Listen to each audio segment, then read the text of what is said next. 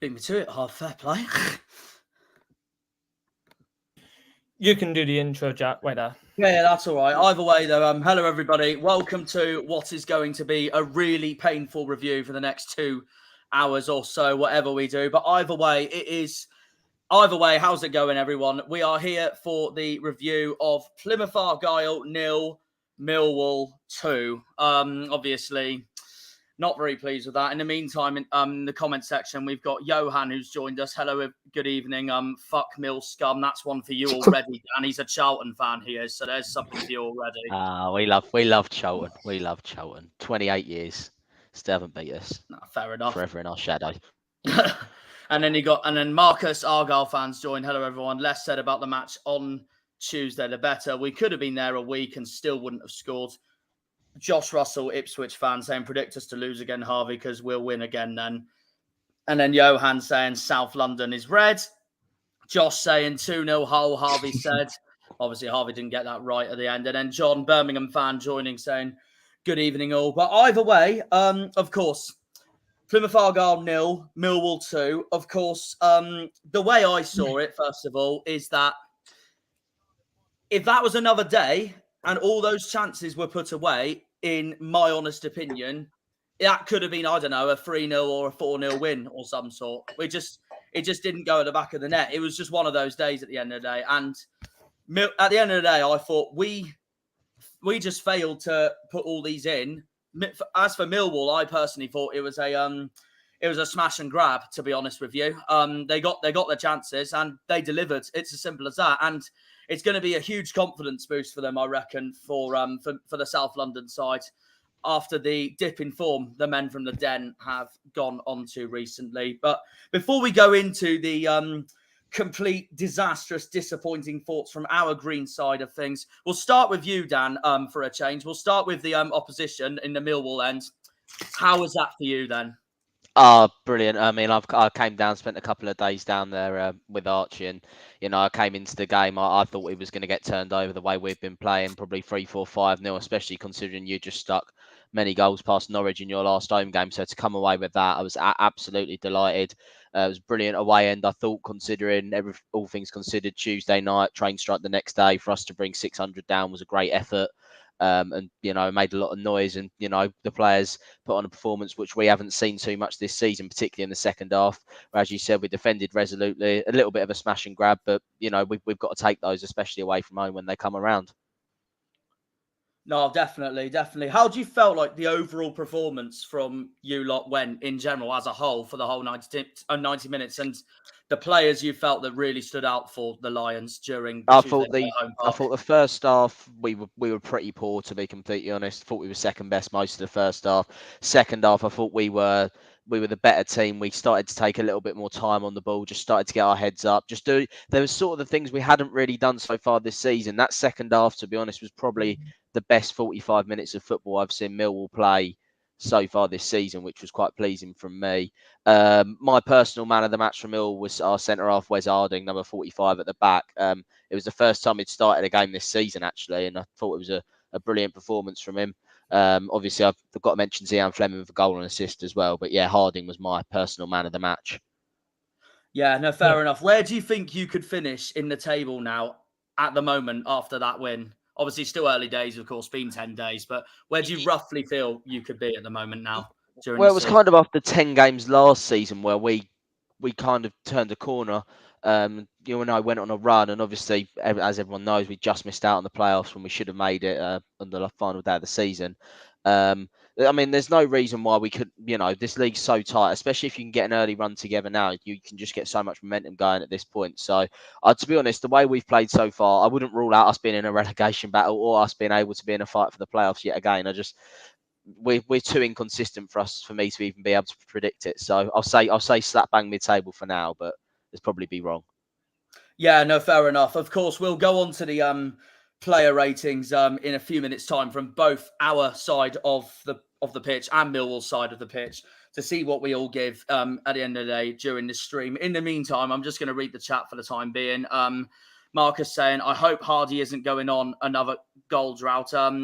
Obviously, we'll go on to his player rating in a minute. But as for you two, Harvey, Archie, How would you rate Hardy's performance from Tuesday night after that?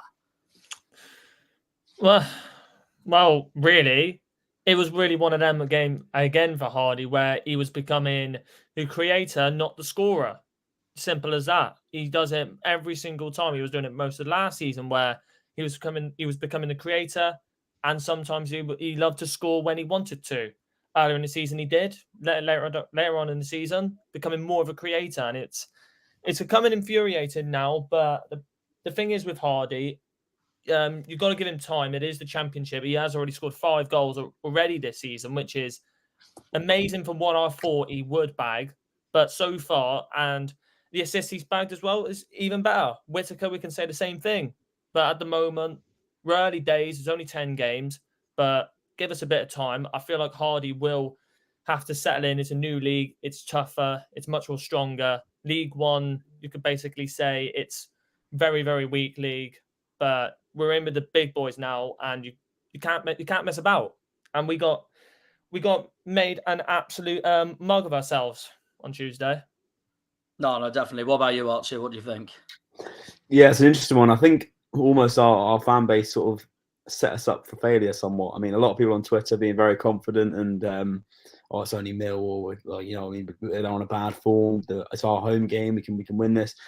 But, you know, yeah, as for Hardy specifically, I thought Hardy didn't have the best of games, but I don't think anyone really had a standout game, to be honest with you. I mean, I think what said it all was that Wes Harding tackle when Hardy was, pretty much one-on-one. I know it was a very narrow angle, but still, I think that was a sign that they were very solid at the back. There was no real outballs from Millwall. They kept the ball.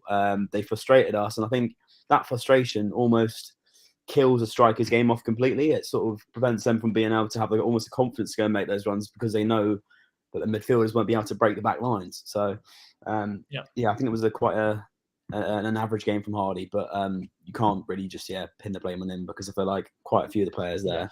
Oh, 100%. Got the same. 100%. We got a question from Johan here.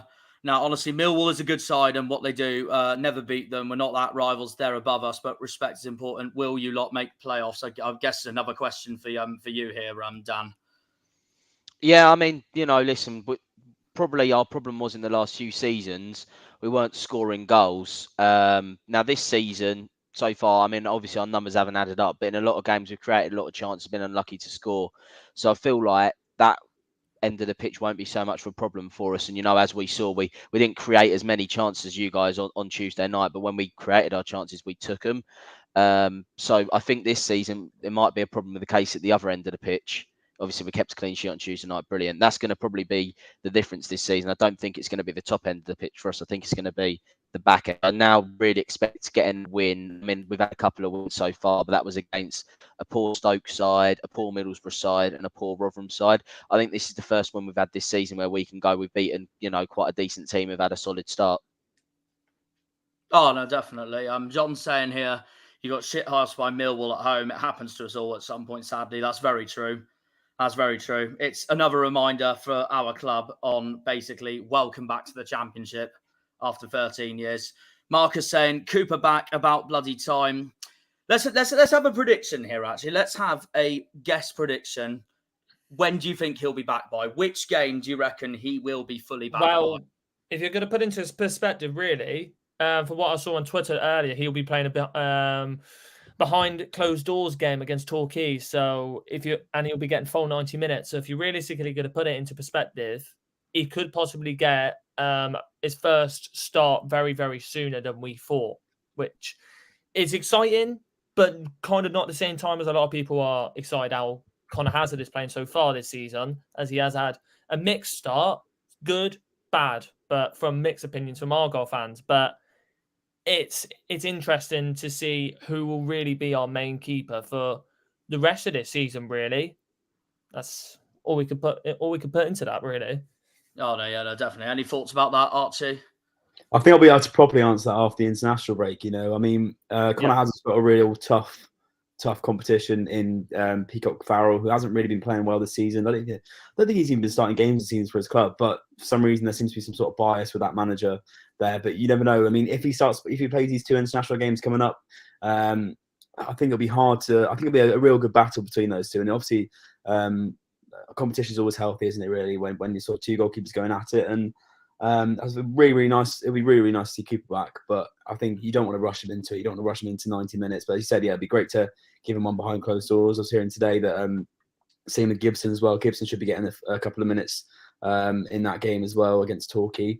So yeah, I think it would just be a matter of patience for us fans. I think that we need to have a lot of patience and not obviously expect the best from him. But he did get a clean sheet in today's game, apparently behind closed doors as well, which was another added thing. So yeah, I feel like yeah, those side of things. I think goalkeeper side of things are really good. We've got two brilliant keepers. We shouldn't really worry. Hazard made some brilliant saves away against Hull. Couldn't really do much about the ones against Millwall, to be honest with you. There's a great finish by Fleming, to be fair, the first one. Yeah. I agree. But I feel like, yeah, we have sort of I think all of us are still dreaming about that Ipswich save last season that Mike Keeper made, and hoping he can hit that form again. Yeah. Oh, it was unbelievable, wasn't it? Unbelievable. From our point of view, then, how would you both say the overall performance from us in general really was from Tuesday night?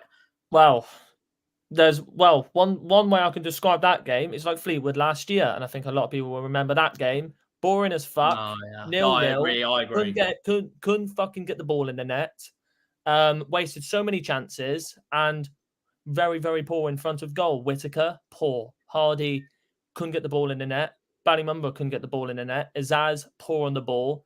And most of that attack was lazy. We couldn't put our chances away. And then our defense, pretty sloppy. And we let them get on the counter attack so many times. And we done it last year so many times where we let the opposition team counter us so many times because we push our team so high up the field. We let so many gaps through the midfield. And then we get pulverized every single time. Nisbet, Fleming. It was a field day for them. Any thoughts about that, Archie? Yeah, I think obviously we're on the end of a poor scoreline, but obviously you got a little super chat there, haven't you? Charlton fan yet again. He was doing it 1 month ago where he was doing these super chats, but thank you very much. That's fantastic, mate. Thank you very much. I actually while we're here, actually, we have to give Charlton the biggest. Dan's going to disagree, but we're going to have to give Charlton the biggest thank you possible in this stream for destroying Exeter 4-1 on Tuesday night. The only thing that can cheer us up from our disappointing home defeat. Yeah, completely agree. Anyways, I'll agree. Go on. What are you saying? Josh, I think it was 6. Josh, because it was 7. 7? Oh. Fleetwood away, Charlton away, Port Vale at home, Sheffield Wednesday away, Peterborough away, Barnsley away, Lincoln at home. Oh, we don't talk about Charlton away and Peterborough away, and we don't talk about that. And I was at both of them, so that tells you everything. Talk about that. Do you know what game last night reminds me of as well? Do you remember that? Was it Lincoln home or was it the one where we lost like by a goal? I can't remember if it was Lincoln or something. You know what it reminds me of? It actually reminds me of Port Vale at home because the first half we kept bringing chance after chance. Second half we were crap and they scored 2. Port Vale was exactly the same. But I just think there is as much as we can be negative and sit here and say it was awful. We have got one remember in the Championship. 2, Millwall were a class team and they played well. But I wouldn't say at any point they were looking like a Barcelona team and outclassing us completely. They just frustrated. That's what I think. They frustrated with their style of play. I don't know what it was on our end, but we just couldn't seem to. I think our press was quite low as well. There wasn't really much intensity in the press of the back line. No real chasing. Like you saw at Hull, that little 10 minutes we had where we cornered. We nearly scored 2 in the space of 2 minutes. I think that's what we need to do again. But it's just it is literally the Argyle way to hopefully go and pull out a result. Pull out a result on Saturday. Yeah, exactly. Literally. That's what I meant. Honestly, I agree with what Archie says as well, because the way we play, we usually play with high intensity. We done it against Ipswich last year. We've done it against other teams where we like to press high up the field, don't let them pass around the back. We've done that against Hull. They tried to pass from the back forward and get absolutely pulverized. And we could have been 2-0 up. We could have been 2-0 up in that first half, and thin as ours at the bloody post from them trying to pass through our defence from the back and getting absolutely pulverised from us pressing high. But we didn't do that at Millwall, and it's unusual. But like I said, I'd rather play a free back. But when you play against a Millwall side who's very, very wants to sit back, I describe as like a Fleetwood who wanted to sit back and just hold for a draw, or even better. That's what you got to do at home park, and they've done that very, very well. So got to give them the praise really, because they played absolutely well. I was surprised, Monsieur, about how Millwall played as well, because obviously speaking to Dan and like before, it seems to be they call it rowett ball, don't they? The long ball, the constant hoofing up the field and just hitting and hoping. But what does that remind me of? Bloody Coventry. We've still got to go there as well in November. That's the worst thing about that Tuesday night performance is we still got to go to the Den at the end of the season. That's our last away game of the season as well. Yeah, I'll jump in. Honestly, I wouldn't be surprised if there's a nothing game. I saw plenty from Argyle in that game to suggest they won't be a team that's going to be near the bottom three this season. Not saying you're going to be trouble in the playoffs or anything like that, but I don't think you'll be looking over your shoulders when you come to the Den in game day 45. There's plenty to be excited about in that squad. It's a young team. At times played a decent bit of football, just lacking that. But, you know, as you saw against Norwich, on another day, you can score all your chances. So I don't think you've got anything to worry about at all. Yeah. Especially with that home record. Yeah, exactly. Exactly. Oh, definitely. 100%. Of course, let's see what's happening here. Caitlin's put, Bolton fan think he will try to get himself to fitness during the international break. Yeah, that's probably true. Marcus put, time to worry is when we are not creating any chances. And I'm pretty sure we've done plenty of those this season. We've done plenty of those this season, apart from the Bristol City game at Ashton Gate that Tuesday night, because that was appalling. Yeah. One big difference between Cooper and Hazard. Cooper is very vocal at the defence. Again, that's very true. We've seen that so many times during last season and the season before. Of course, season before last, Cooper got goalie of the season in League One. And then obviously season before, we saw it plenty of times commanding his defence and all that. Saw it at Ipswich, saw it at Charlton, saw it at a lot of them at Portsmouth. All there, even during Sheffield Wednesday before he got injured. Josh Russell's put, how many games did you boys lose last season? Was 66? You know, we lost 7, and then he's put, oh damn, you're nearly there already. Well, to be honest, I'm expecting it. In all honesty, I'll actually in a minute I'll actually put up my start of the season predictions back in August and how many defeats I had us this season. Anyway, I think I had 16 or 17, but I could be wrong. But I expected it already, to be honest, Josh. So it's not a surprise. We've just got to basically bounce back, if you want to put it that way. And so if there's one team that should be worried right now, it's Sheffield Wednesday. And it could be worse. You could be Sheffield Wednesday. You could be Rotherham. I think Wednesday are down, and to be honest, Rotherham are probably the worst team I've seen in the Championship in this 5-year spell to come and play against us at the Den. So there you go. Twice as well, actually. They were the worst team last season as well. Really? Yeah, honestly, there's nothing to worry about. The problem is with Rotherham, they sell their best player, Oyedele, and they don't replace him very, very well. They've got rid of a couple of their best players, and they don't replace them. That's the problem. They think they can come into this league with a pretty bang average side and think they can battle it out. And it's just not going to work. It's not going to work at all. Yeah. No, definitely. That's very true. You boys will be fine. Don't worry. Just not when you come to Portman Road. To be honest, I don't expect us to get anything at Portman Road this time. Would love a number later though. And yeah, no, that's fair enough. At the end of the day, JJ. I mean, Cooper was deliberately taken out by Wednesday. Yeah. Yes, he was. And it's karma to them because Windass got injured himself. Yeah. I beg we go up. Rotherham in League One is an absolute nightmare. Oh, please. We got to go there. So we got to go there. We're going there in April. It's still a long way away as well. Not for me. We're saving potentially the worst away day for right at the end of the season. To be honest, West Brom away costed me 69 quid, so it's not too bad. Yeah, no, it did. No, we did just read it, JG. John's saying, as long as you don't have an injury crisis to some key players, you should be okay. Josh Russell saying we go there after internationals. No, that's very true. No, they have got Rotherham after this weekend away. That's very true. And in the meantime, of course, obviously, Dan, Millwall's got Hull this weekend at home. At the moment, how are you feeling with that? Bit more confident, obviously, I was before the game. Obviously, Hull have had a decent start to the season. They seem to be picking up a lot of points on the road. So, but we haven't been good at home recently. Obviously, the Den's quite a well-known place for the tough place to come, the atmosphere and stuff like that. We haven't been showing it recently, so to be able to, if we got back-to-back Don't worry, JG, we wins, saw it. yeah, if we could get back-to-back wins to go into that international break with, especially one home and one away, I think that would set us up really nicely when we come back. Yeah, we go after internationals. I'm gonna sort of quickly take over for this little bit here as well, Yeah, and of then course. I'll Go try ahead, and Harvey. Go swiftly ahead. do the player ratings as well, because obviously I did join pretty late, but obviously I couldn't prepare very quickly. But I'm going to go through the goals, because obviously 2 goals scored in that game again at home park. Honestly, what can I say about these 2 goals? Really, first one from Fleming, and then the second one from Saville. The first one, good bit of play, really, though, and we were very, very lazy from that the goal kick, and did not react properly from the restart. And basically, that is how you get your goal. Second goal, a lot of controversy. I'm say should have been a free kick. I think a lot of people have said should be a free kick. I mean, I don't need to say any more, because you I can don't need to see say any more, my really. expression on the don't need to episode say on any more. Cornish Jana. So I was very unhappy with the referees Yeah, we saw. but honestly though, Dan, do you think that is a free kick or not?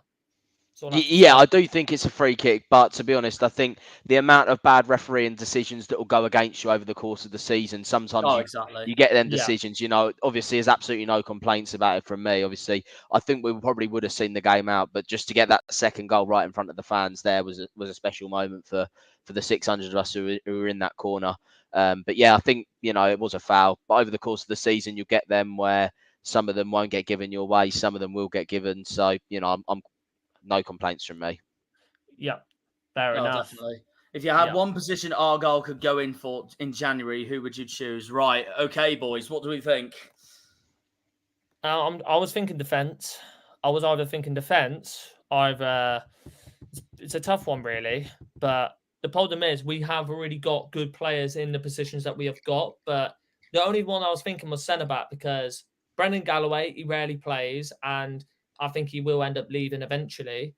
And obviously we have gotten quite a lot of injury. We haven't gotten a lot of injuries, but obviously Callum Wright's out for a bit, which is a little bit of a stinker. But with the players that we've got, it's not that bad. And we do have one loan spot, so it's still not bad. And we could realistically use that loan spot in January, but I don't know what position.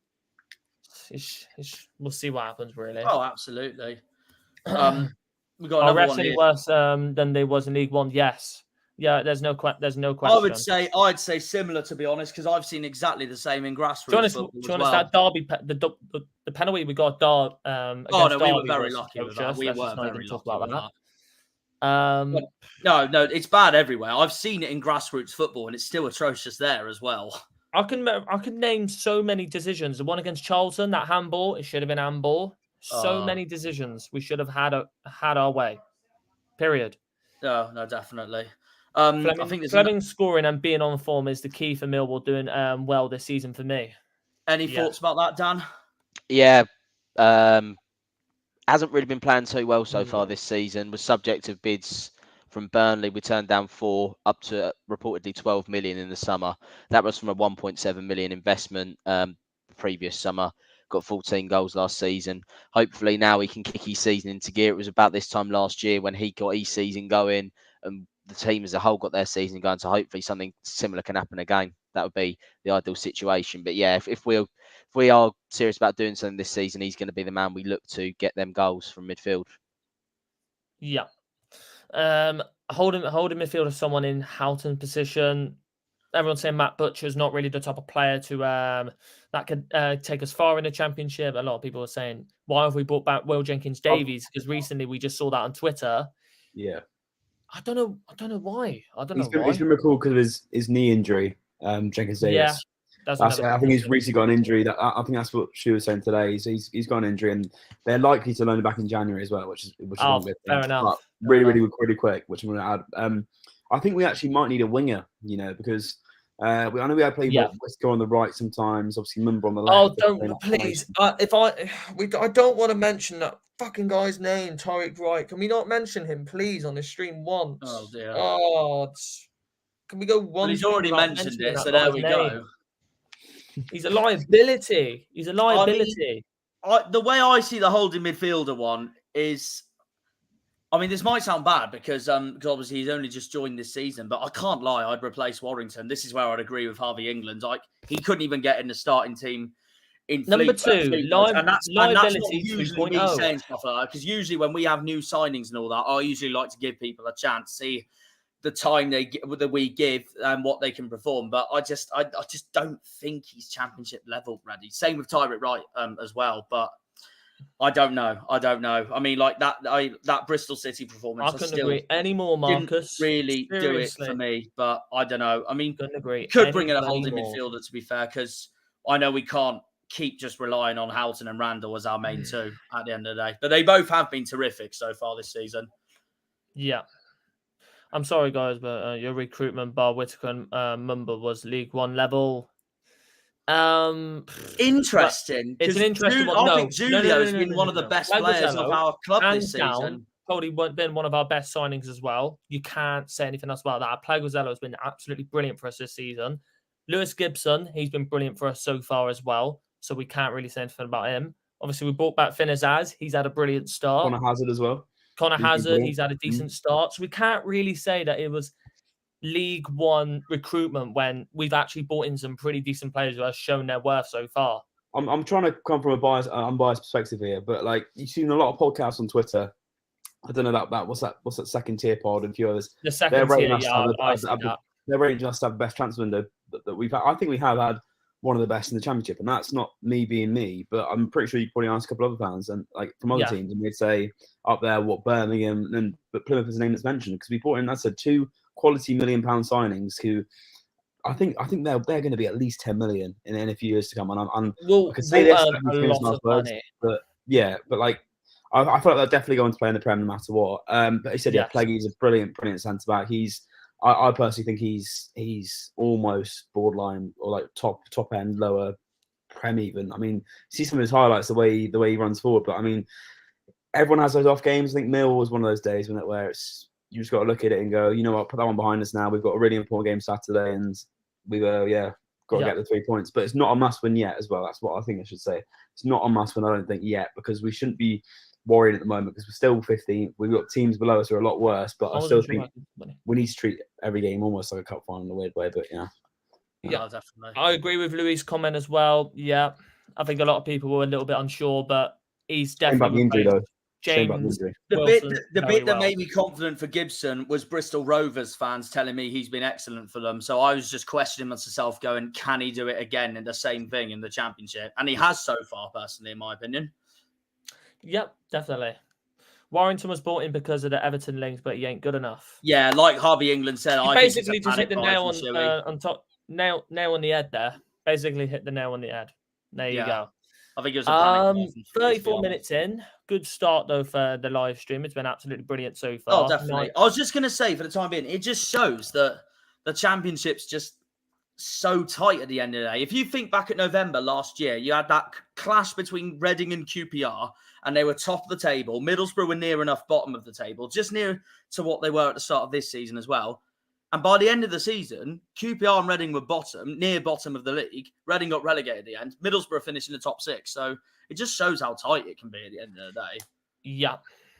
Yeah, exactly. Come April, May, Leicester and Ipswich might not be the top 2 at the end of the season, even though I think Leicester's going to win the league anyway. But still, it might not happen. There's still a long way to go, 10 games in. Yeah.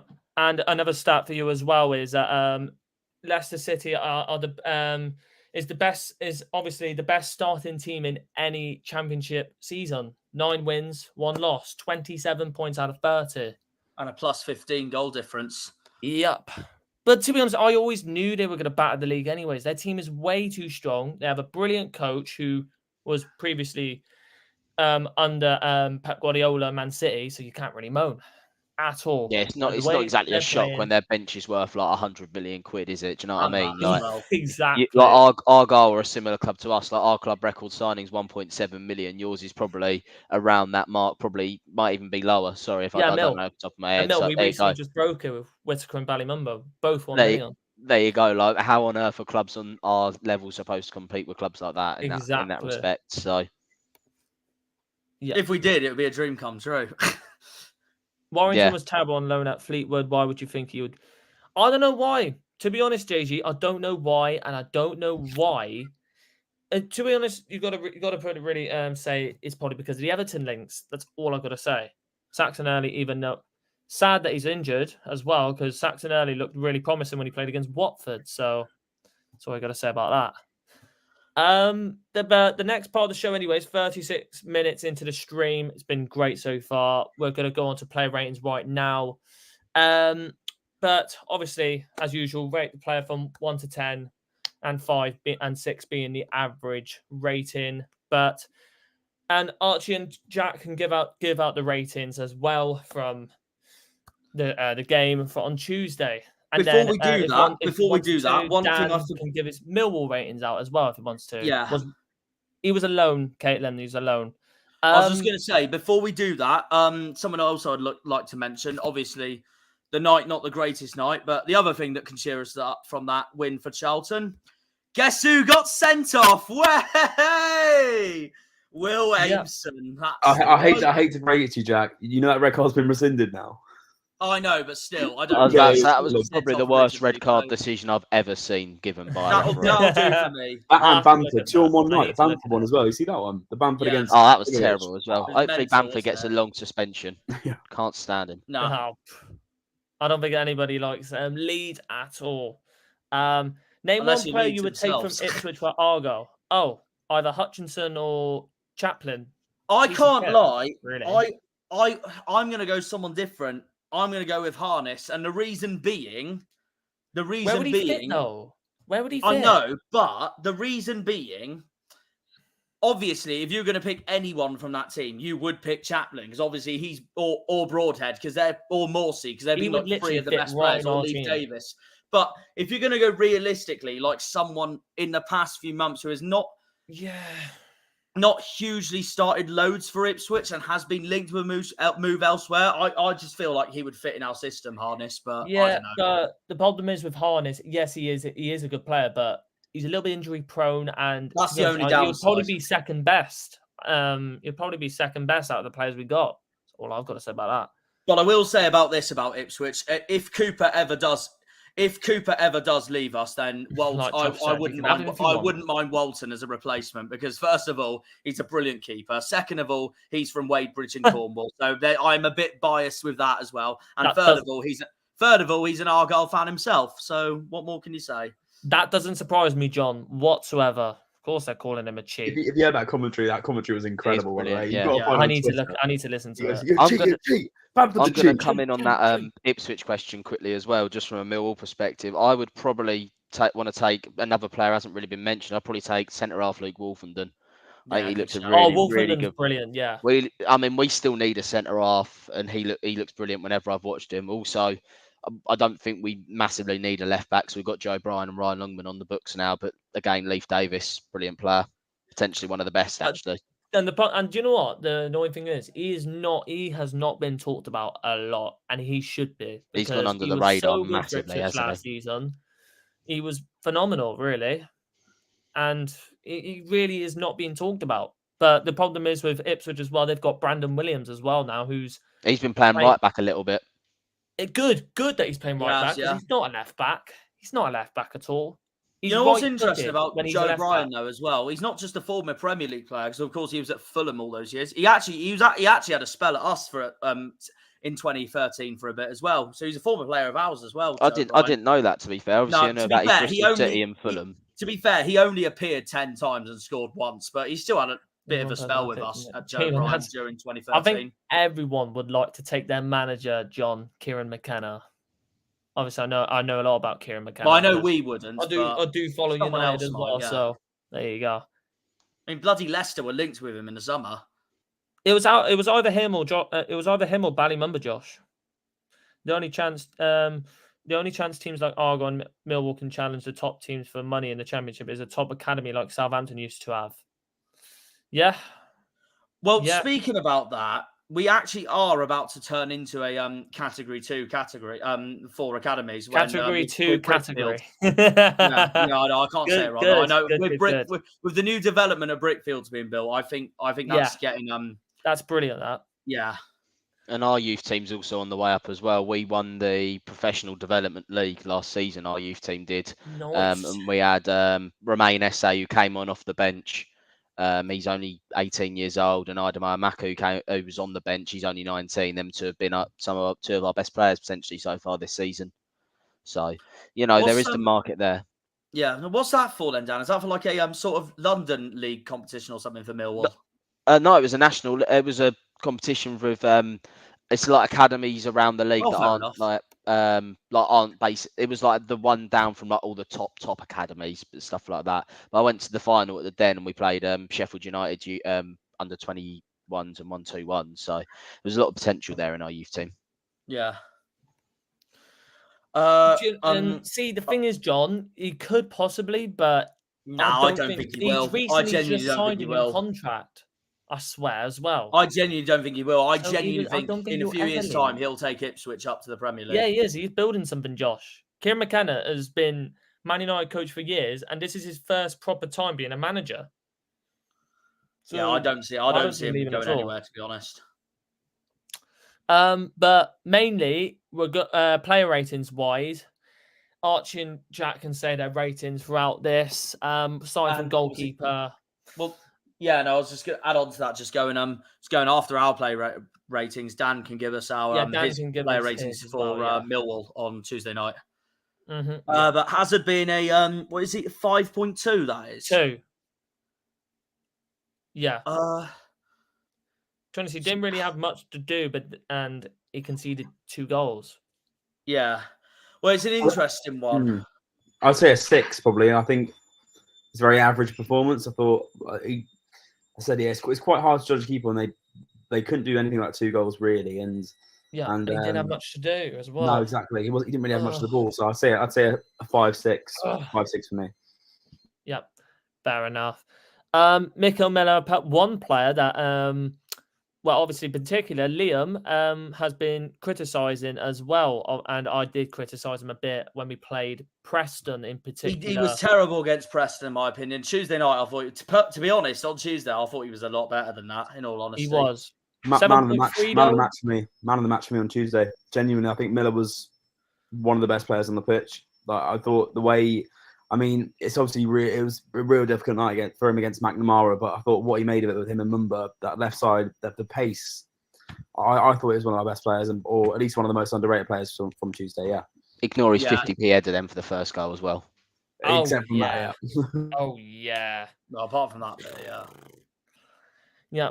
Yeah, we don't talk about that. But rating-wise, though, Jack? I'd say the same thing. Well, around that 7.5, to be honest with you. No, like Archie said, he's definitely one of the more underrated players for us, I thought, on Tuesday night. So if Sui does start him on Saturday against Swansea, I just hope that can build his confidence up now. Yeah. And then both Pelleggi and Scar, they both got 7.3. I kind of agree. I think I kind of agree that this is another game where, even though we conceded 2 goals, I feel like our defense has played better than our attack. Our attack kept wasting chance after chance after chance at the end of the day on Tuesday night. Like, I can't lie. I mean, I'll go on to him in a minute, but obviously Whittaker got taken off in the 82nd minute. I kind of wasn't surprised. I genuinely, I'm going to put this out there now. I don't know how he's a 7.9 because I did not think he was that good on Tuesday night personally.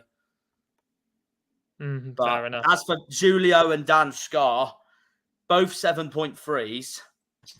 I agree. I think 7.5, 7.3, or actually probably 7. Actually, more like I'd say a 7. Yeah. Yeah, I'd go with a 7. What would you go with, Harvey? For who? Julio and Dan Scar. Julio and Dan Scar both 7.5. Really, same as Miller. Because the thing is with Plaguzello, he's done it a couple of times in that game where he likes to put. He's basically like when I watched Lissandro Martinez at United, where he doesn't really do that. But with Plaggy, you can see that he's a very experienced player, and he can push up. He pushes up with the ball. He can push up from his space and get into little pockets in the field with the ball, and he can drive through that the midfield and get into little spaces and pass it through and get it through onto the wing. He is good at that, and he is and very good at switching as well. And defensively, like the last couple of games, the tackles that he pulls off, he's not scared to go into tackles. That's one thing we learned. One against Hull, one against Blackburn, and then he got the yellow card again. Not scared to go into tackles at all, and that is what I like. A ruthless centre back, and with very good amount of pace, and obviously Dan Scar as well. Way different, but he's a powerhouse. And they both did play pretty well, but annoying to concede 2 goals. But hey, it was from our own doing. I mean, I'll still maintain my opinion that I personally think Scar's best performance of the season was that Norwich game. He was unbelievable that afternoon. Mm-hmm. After all the criticism he got before that game as well, and he put in a performance like that. Mm-hmm. Yeah. And Kessler Hayden's a 6.6 on there. Was it mainly for that bloody RKO tackle by any chance, or not? I don't know. RKO gives you his -4 rating. I don't understand. Why is he at 6.6? I thought he was fairly all right. I thought he was good on that right-hand side. The weird thing is that tackle, that foul, I felt that happened at the end. A lot of people were saying on social media comments that it's illegal in rugby, let alone football. Have you guys heard the rumours? MCL? No, that's not true. But I also think with this tackle, I think we've got to move on from that tackle now. You know, at the end of the day, because I genuinely don't think. I think Dan's bang on. It would not have made a difference at all. Let's be real. No. Millwall would have probably boxed us in that corner as it was. I mean, we probably put a long ball up, and they've got their 6'5" centre back. I'm not being funny. I think was Hardy on at that point still. I don't even know. I mean, he was on, wasn't he? But like, we didn't really have any aerial threats that probably would have got a goal past them at that time in the game. But I mean, you know what we're like with last-minute goals. I mean, we've conceded how many last-minute goals now that have sort of killed a game off against us? Southampton, Birmingham. It's a worry. It's a worry. We can't almost see these games out, and I don't know what it is, but scary times. 100%. But we need to be way more. Our composure and our and the way we defend games in the last minute is so poor. Like Birmingham, for example, the way we bottled it when we were pushing way too hard at the field. We decided to have a random pop shot in the 90th minute is still the most stupid thing I've seen, and then we concede from that. Stupid as hell. Read it on Passotti. Passotti. That's like the sponsor we have. They do usually tweet. No, they haven't tweeted anything. From the presser, I didn't hear any new injury updates, so I would take that as probably someone trying to get. Passotti hasn't tweeted anything. No, yeah. I was at the press conference today. Only injury that's still there is Gibson, and he'll be back after the international break. So I'll take that with a pinch of salt. So yeah. Our defence could be worse. We could have Maguire there. Yeah, don't get Harvey started on Maguire. We don't talk about that guy. Well, now the midfield trio. We'll start off with Randall first. 6.3. I don't think it was his best game, but a 6.3. I don't know. You could possibly give him any rating. To put it this way, it wasn't his whole performance or his Bristol City performance. Mm-hmm. I personally feel, this could be an unpopular opinion, but I personally feel he's been doing better away from home than at home himself. He's the away maestro. But realistically, if you was going to give him a rating, it'd probably be between 6 and a 6.5. If I'm honestly going to say. Something like that, yeah. He did get taken off in the 73rd, so 73rd, 72nd, that's what you got to say. Jack, will you be on the turnstiles? Yeah, it will be. Of course it will be. Yeah, of course he will. Of course he will. He's always on the turnstiles. I know. It's great. It's a brilliant job. He's always on the turnstiles. Next one, Finn Azaz. We've always rated Finn Azaz highly throughout the last couple of games, but and obviously when I was with Liam, He thought this was probably one of the slower games he's had, because usually we played very, very, very slow this game. We usually play very quick football and like to pass it in and out quick and press the teams up high. This game, we were so slow. Getting up the field, we were so slow. Passing it backwards so many times. And we had no pockets to pass through, and we had no space at all. And Finn Azaz really got caught out, pushed out, and couldn't get into the game. I'd honestly say nearly the same as Randall, but 6.5 really. If any other people want to say, then yeah, possibly maybe a 7 at a push. We're about Randall. Azaz, sorry. Azaz. Yeah.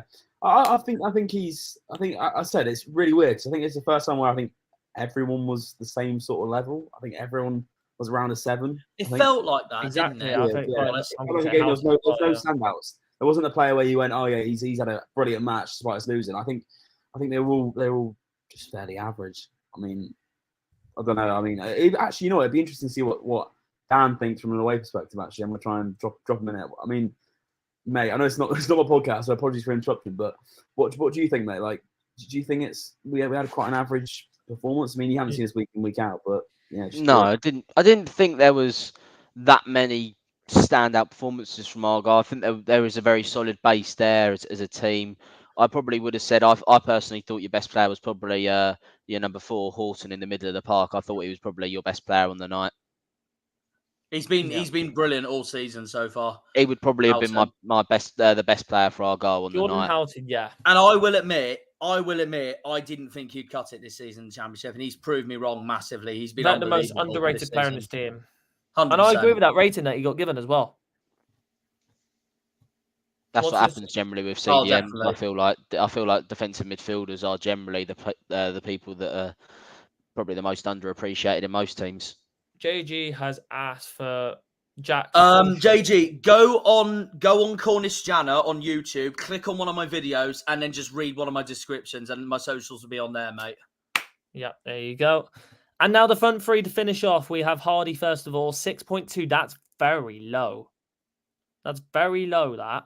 I did think he had a quiet game. I don't think he had a really good game. Had a quiet game, to be honest with you. He had a very quiet game. Yeah, probably. Yeah, to be honest, I probably would say around that rating. He was very quiet. He did. I think he had one chance in particular, but I don't remember any other chances that he had.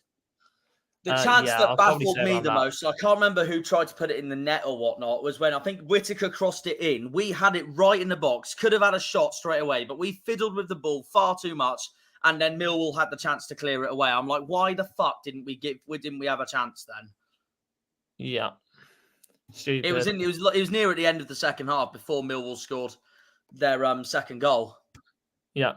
Like I titled on my video, obviously I wasn't happy with the referee at the end, but did we deserve to win on Tuesday night? We didn't. Let's be honest, no. We really didn't. If you say the first half, maybe we could have got something from that first half. For the second half, definitely not. No, very definitely slow. not. Repeat of Port Vale last season. No, we deserve bugger all from Tuesday night. So we just got to move on from it and hopefully bounce back, get 3 points against Swansea, and hopefully Whittaker does something against his former club. Well, speaking of Whittaker, a lot of Argyle fans I was speaking to saying this was probably the worst game he's had in quite a while. I wouldn't say the worst. I thought his oh god, there was what game was it where I felt he was really quiet? Was it? Actually, you know what? I would say it's this actually. No, Preston edges it. Preston edges it for me. So no, I would say this is the worst. Is it that he's having a bad game, or is it that we have really high standards and he's just playing average? I guess I don't think he had a bad game. I think he was just. Yeah, I think he was. I was even a little bit disappointed with the way Whittaker played. To be honest, I was kind of expecting a little bit more from him. Yeah. Of course, obviously... Maybe it's just a sign of how well Joe Bryan played.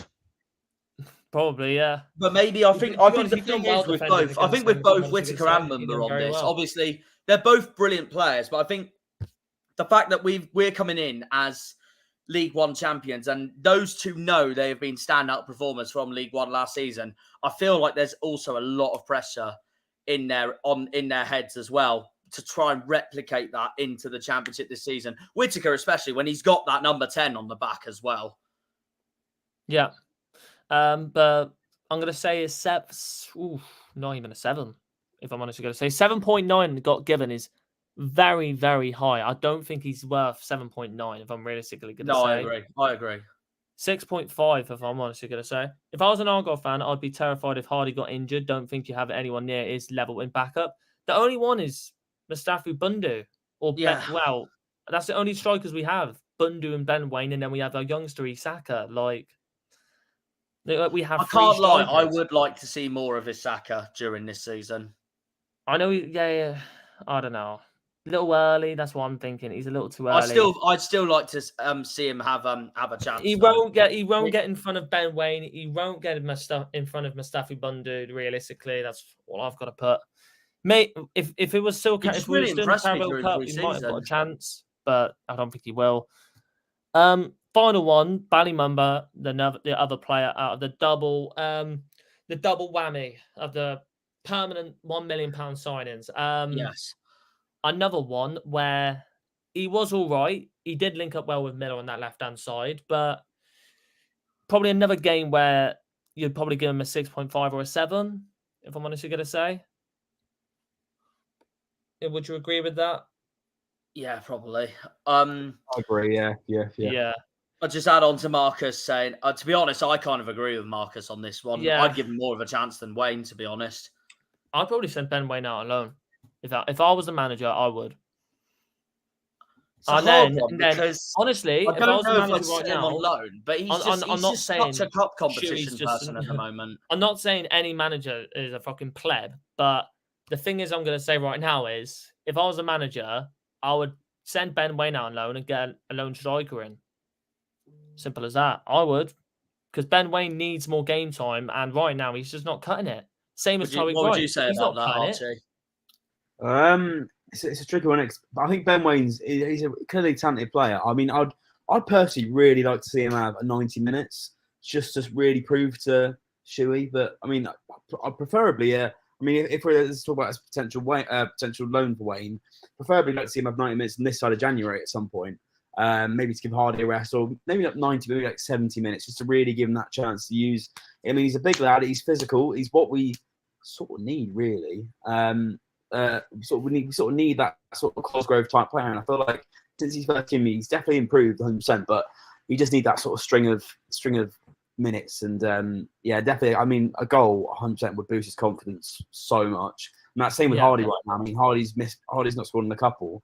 I think one goal from him as well could get him firing again. So it's all about that. Just mixing the team up a bit, giving Wayne a bit more of a chance. Obviously, Bundu as well. I think Bundu looks better out wide at the moment as well. That's what I must say, because when he came on, I thought he doesn't look like a out-and-out striker running the lines. I felt like he looked better on the wing, personally, because he's got a decent cross in him as well and good movement. But, I think Hardy and Wayne, I mean, I want that competition to come back like it was sort of towards the end of last season, where they were sort of going at each other. That's what we need. This is why we bought Bundu. He's a tall striker and he's quick. This is why I feel like we have got Bundu. And a reply to JG's comment, Tariq Wright, if I'm going to describe his touch, is like Romelu Lukaku, where he touches the ball and it goes to Sainsbury's car park. It's terrible, and you'll be getting that first trolley outside saying, "Where the fuck has that gone?" Oh, it's right in the fucking Sainsbury's trolley.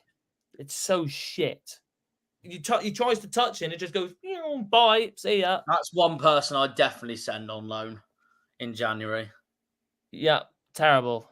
Bundu and I was about to say, nearly said something else. Yeah, I see what you're doing there. Yeah. Bundu and Kundal, yeah. To be honest, both of them, Kundal got 6.7 and Mustafi Bundu got 6.1. Both are 6. Didn't really do much. Bundu isn't prolific for his previous clubs, but the thing is, Marcus, they were obviously from Belgium. At Anderlecht, he didn't really get a chance. Andorra, he played for Spain, and then he was at Hereford at the start. That's true. And then went to, I think, Denmark as well, if I'm sure. So, and then I'd give them both a 6. Matt Butcher, 6, didn't really do much. And then the other 3 you can't really rate because they hardly came on. Well, like Wayne and Tyra Wright literally came on right before the end. Yeah, so it's exactly. kind of really hard to give them a rating. And then the Gaffer Jack. Oh God, I actually don't know. What would you guys say for Shuey for a rating? I think it's quite hard to grade him, really. I mean, I don't think he did anything wrong, really. I think tactically we were set up quite all right. I mean, maybe just the initiating the press earlier. That's probably the only thing. I mean, I'm not a manager, so I really couldn't comment. But I feel like it was all right. I mean, yeah, I think the one thing that I would improve though, was the early press and just trying to shut them down and just trying to win it, almost win it in the first 10 minutes and really start out of the blocks, high intensity, high pressure, and just try and get that early goal. Like, I mean, it's happened to us so many times this year already, but other teams have scored early goals against us. It's now our time to start doing that to other teams. Yeah. Sounds similar to Dan and Underloo. Think every time touched ball Tuesday night, pretty much lost it and want to give him a chance, but I don't think there's. I mean, yeah. Would you guys take Freddie Ladapo or Caden Jackson as they would be transfer listed in January? Wow. One answer to that: Freddie Ladapo, absolutely not. Oh yeah, I like Ladapo. I don't. I think he did a job for us. You don't. Come back. He can come back if he can be loyal. What's the problem? What's the problem? Shuey hasn't got the backup squad. Improved that Bristol City, yes. But remember, first season in the Championship. This is something to build on. This is something to build on for a couple of years. If we do stay in the Championship, which I think we most likely will, from the way the other teams are playing, from what I can see, mainly QPR, mainly Rotherham. I can't lie.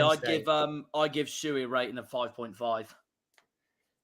Not his best, but not his worst. I mean, that's the way I can see it. And to be honest, if I gave Gary Rowett a rating from that game, probably it would probably have to be a 7 or 8. Like his game plan completely worked from Tuesday night. Gary Rowett a 10 for me, to be honest with you. I think. In fact, you know what? Like Archie said, could be higher. To be honest with you, they frustrated us. They frustrated every single player on the pitch. I mean, the way they play, it's Millwall's way of playing. I mean, it's Rowett, it is Rowett, and I was really impressed. I genuinely thought that they're probably one of the better sides we'll see down here. To be honest with you, I was impressed. I actually think of all the teams that have come home park so far, I'd actually say they have been the best so far. Yeah, because I'm not giving it to bloody Southampton. I thought Southampton can piss off. That's all I can say. Southampton bloody robbed us at the end. So take it on the chin, Dan. So far this season, Millwall best side to come home park. I'll take that every day of the week. Yeah. And I'm going to go and get a drink, Jack. But Dan can do his play rating. Yeah, no, that's all right for the time being. In the time being, then, we will move on to Millwall and their player ratings. We'll go on to the players, of course, in a minute, as I'm talking about Gary Rowett at the moment. Dan, what would you give Rowett as your manager rating for the game on Tuesday night? I mean, as you guys said, he did well. The game plan worked. It was a bit of a sloppy first half. There was, I don't know, you guys might not have heard it from the away end, but there was a couple of voices of discontent with the way, particularly we were playing in the first half with little attacking threat. But, in the second half, we just seemed to press a bit higher, seemed to keep the ball a bit better, and it just kind of worked. So, I mean, I'm still not a huge fan of Gary Rowett at the minute, so I'll give him a 7. But if we hadn't been playing so badly recently, I was more of a fan of him. It could be higher, but I'm going to go with a 7. Yeah, no, fair enough. All right, then. Well, we'll start with the start from goalkeeper and go towards up front. So that's I should pronounce his name right. Bielkowski and Bielkowski, yeah, you got that spot 8. on. 8.2 he's been given there. What would you say to that? I'd probably take him down a little, not much, but I'd take him down to a 7.5. He kept a clean sheet, which is all you can really ask for. His distribution looked okay, which doesn't usually. He isn't usually consistent with that. But what is quite interesting actually is he's our second choice goalkeeper. Our first choice goalkeeper's actually out injured at the minute. He's our second choice. So that's quite interesting that he's he seems to be playing quite well as well. He might be rivaling Sarkic when he gets back from injury for that number 1 shirt potentially. So we'll just wait and see what happens. I don't know when Sarkic is back. So quite happy for Bart to carry on in there in the meantime. Ryan Leonard over there at right centre-back, I'd probably give him a 7.5 as well. He's looked very solid so far this season. He's usually a CDM, now playing centre-half for us. Looks very good. Harding, he was my man of the match on the night, so I'm going to bump that rating up. To be honest, I'm probably going to be going. He was incredible in my I honest think I'm opinion. going to He go was for an 8.5 there. To be completely honest, I was really impressed by him considering it's his first start for us. We'd only seen him for an hour before that as a substitute, and he looked quite decent. And that I was a bit confused as to why I hadn't played a bit more and really showed his potential value to our team with that performance. Jake Cooper, I'll go over a 7.5 again. Clean sheet at the back. Looked pretty solid throughout the game, I thought, and actually didn't look too awkward whenever he got on the ball. Moving on to the midfield and the wing backs, McNamara, I know they've given him a 7.1. I'm actually going to go for an 8 for him, just because he's been out the team recently. He's been second choice for the last few games, and for him to come back in and put that kind of performance in that he did against, two tricky customers in Miller and Mumba, I was really, really pleased for him to be able to put that level of performance in. So yeah, he'll get an 8 from me. Alan Campbell, I'd probably give him I think he was probably along with Nisbet, the player I was probably least impressed by on the night, to be honest. I'd probably go over 6.5 to Campbell. He's starting to get his fitness. He hasn't looked completely there. Obviously playing 90 minutes. I don't know how much he'll play against Hull. So a 6.5 from me. He looked okay, but nothing more. Denore next to him, he's going to get a 7.5 from me. I think he's been a brilliant piece of business for us to get him in the summer. He was playing Champions League football not that long ago, and he's now playing for us.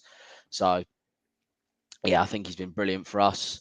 Brian, I'm going to give him an 8. I don't think I actually appreciated how well he played up until that after the game, thinking about how little of the ball Whittaker and Kesler Hayden had. So I think Brian had a good game. He's also been out the team recently, so that should do his confidence some good.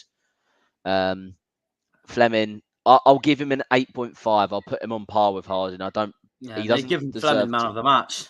Yeah, I mean Harding, among our fans, Harding is one man of the match, but then Fleming and Brian have also made it into the Championship Team of the Week after the game. So I think Fleming and Harding roughly on par of each other. But yeah, that was a Zian Fleming performance of old that we were used to seeing. It wasn't even just the goal and the assist, that quality in the attacking area. He was putting in the hard graft, tracking back in the midfield. It was a performance that he kind of needed to put in. So yeah, joint with Harding at 8.5, but Harding was still the man of the match. Watmore, they've given him a 7.2, and to be honest, I'd probably actually agree with that. I can't lie. He shows kind of glimpses. He's not someone who shows it consistently enough. So yeah, but great assist for that first goal. Put it brilliantly through for Fleming to be able to do the finish he did. So yeah, I'll stick with a 7.2, and then Nisbet a 6.5. And again, I'm going to stick with that. Obviously, Archie mentioned it. We're there with Rowett Ball. Kind of the strikers have to feed off scraps. It's not massively Nisbet's game, but he put himself a bit more about kind of physically, which we haven't seen him do yet. So that was a good performance for him to be able to do that. And I thought he led the line well, obviously without getting involved in the game too much, which will hopefully be his next step in getting used to our style of football. Yeah, no, fair enough. What about the substitutions that came on? Right, let's scroll down. So Roman S came on, of course. As we seen in the chat earlier. Where was it? There's something about there was a link. It was here. It was around here. I think yeah, JG mentioned it here. Dan, I'm hearing a lot of good things about young player.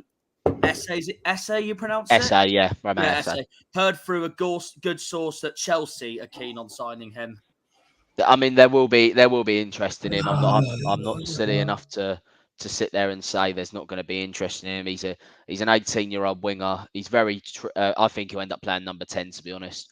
But he's very, very good with the ball at his feet. He's pretty quick as well.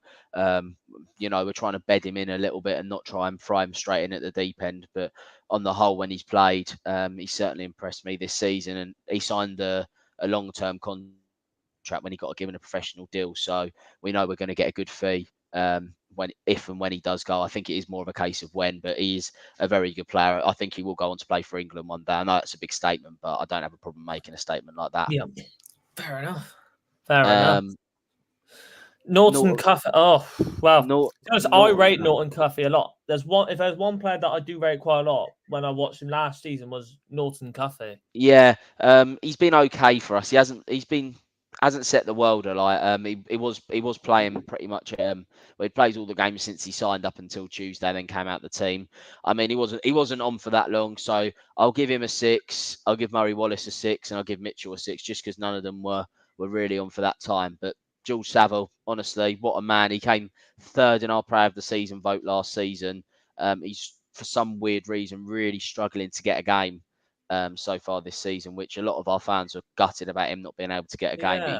He kind of showed the quality he has with the finish for the second goal. And I'd say probably his finishing and shooting isn't even one of his main strengths now. It used to be, because we've had him before for the club, and it was then, but not so much now. But I really like George Saville. I'll give him. I know he was only on the pitch for about 8 minutes, but I'm going to give him a match rating of 8. Fair enough. Oh yeah, did you rate him out? We gave Rowett a 10. You know what? I'm feeling. No problem, Archie. I'm feeling generous, so I'll give Rowett a 7.5. One sec. Anyways, boys, I've got to shoot off, but thank you for having me on. Yeah, I'll definitely be back soon. I mean, if you do another podcast next week, I might. If you're looking for a guest, I'll be around. But I'll, no problem at all. I'll see you Saturday, and cheers to everyone in the chat as well. Yeah, no problem, Archie. Subscribe to this channel. Yeah, thank you. That's what I love to say. That's Right, what I see here as well. See you later. See ya. Yeah, bye. Cheers, Archie. See you in a bit. Bye. Good to have Archie on, and good to have another Argyle fan come on this channel as well. It's growing, and we're getting close to 600 subs right now. Thank you all so much for the amazing support so far on this channel. It's been absolutely incredible so far. But what did you say about the rating for Gary Rowett? I did give him a 7, but I'll push it up to a 7.5. I think I was just being a bit harsh on him because he's not the most popular. We seem to go in a cycle with Gary Rowett. We seem to not play very well, and then we'll win a couple of games when Rowett's near enough on the brink of getting sacked, or it feels like it to us. He wins a couple, and then we'll go and drop points and go back into a run of crap form, and then he'll just pull out a couple of results. We just kind of go in that endless circle, to be honest. Is that just from the dip in form before you played us? I take it, really. Yeah, I'd say, to be honest, he was probably under the most amount of pressure he'd been in as Millwall manager at that point to go and get a result. There's, as I said, we're used to being strong defensively, and we've been anything but strong defensively so far this season. And we're Millwall fans. We don't expect the prettiest of football to be played. But what we do expect is, players to run for the entire game and just give their all. And we haven't, I'd say some weeks we haven't been getting that. And, we're not used to seeing pretty football, but it's been the worst I've probably ever seen so far this season. Mm-hmm. Fair enough. I guess this is where every Millwall fan has the same statement as us, really. Just as long as you don't go down to League One, that's the main thing. They won't go down to League One. That's all I think right now. But yeah, I think the thing is with us now, obviously, because we've been in the Championship. The question is over Gary Rowett's head at the minute. Is he the man that can take us from that kind? He's taken us from a kind of relegation battling lower mid-table Championship team to a team that can compete for the playoffs. But can he take that final step of us? Can he get us into the top 6? We've had 4 top half finishes under him now. I believe the season he joined, the COVID season, where obviously football got stopped for like 3 or 4 months. If COVID hadn't happened, we would have made the playoffs that season, I strongly believe, and we should have made it last season, and we didn't. So there is still that question mark over whether Gary Rowett can make change Millwall into that team that can get them from a kind of top half, kind of 10th place team into that top 6 team. Yeah. Fair enough. No, definitely. But honestly, fair play to Millwall on Tuesday. They're, in my honest opinion, one of the better teams to come to Home Park this season. They were the best team to come Home Park so far. Fair play to them for getting 3 points against us, and deserved it from the second half. No, they did. Defended so well, and proves that they will be a good outfit for this season yet again. Like obviously last season, just missing out on playoffs. Very, very harsh on you as well, particular Dan, because from what I saw last season, it was a good season for you, but it ended in heartbreak, which was annoying for all of you lot. Yeah, I think that's probably the best way of putting it. And then over the summer, we had very sad news that our much loved chairman and owner John Berylson passed away in a car crash. Yeah. Very sad Yeah. news. Awful news. You know, when you look, especially at the way a lot of football clubs are run, and how hated some owners are, it was a complete different case with John. He got involved with the fans. He would often be found in the games when he was over from America, outside in the fan zones with the fans, drinking beer with them pre-match. He was just a really great guy. And you know, there was a lot of tributes, and there was one that our captain said where John Berylson likes to have a cigar, like when Millwall like get promoted and do some amazing achievements. And he walked into the changing room at the full-time game after that Blackburn game, when obviously it was 3-1 up, went on to lose 4-3. He pulled his cigar out of his pocket and said to Sean Hutchinson, "Not this year. I'll put it away for next year." Mate, it's madness. Speaking about that, I'd actually like to dedicate this review to one of our own that we applauded on Tuesday night. Bomber, one of our fans. Yeah, Bomber. Yeah. Absolute legend as well. Yeah, Been a Green Army fan his whole life. through and through. Very, very sad times as well. And do you know what? Fair play to all of the people as well that done that charity walk as well. 20, I think it was around 27 miles. Pieface was also involved in that as well. But got to give fair respect to all of them people that done that in respect for Bob. Well, honestly, absolutely superb. Honestly, you all, he would be so proud. That's all I'm going to say.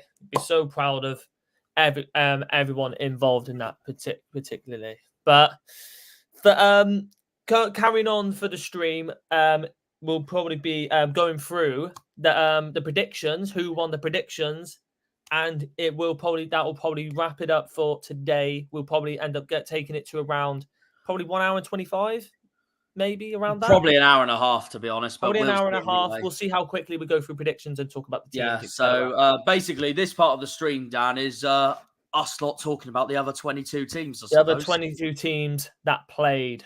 So, well, we got our predictions wrong because I said a 2-1 win for Argyle. Yeah.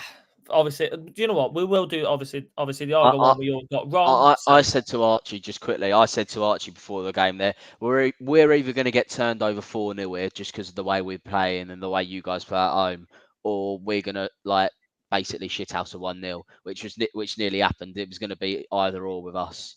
Yeah. So fair enough. I felt like I was on the right lines at least, but I did kind of say 2, which is a bit cheating. So yeah, should have had more confidence in the boys.